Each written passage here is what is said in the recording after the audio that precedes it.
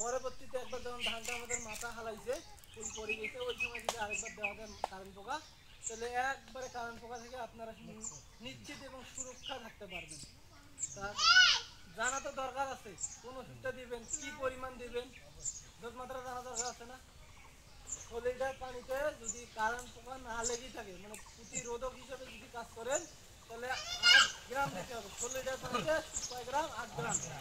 আর যদি কারেন্ট পোকা লেগে যায় তাহলে 12 গ্রাম দিতে হবে 100 লিটার পানিতে, নাকি?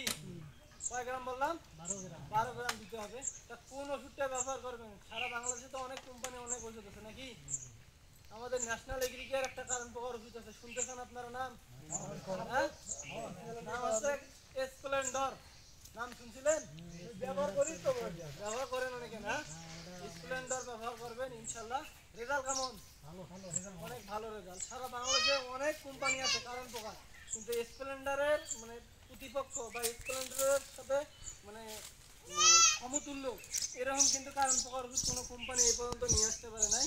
প্রথম ন্যাশনাল এগ্রিকেয়ার WDG ফর্মুলেশনে স্প্লেন্ডার নিয়ে আসছিল, প্রথম 80 WDG। অন্য কোম্পানি কিন্তু প্রথমে নিয়ে আসতে পারেনি।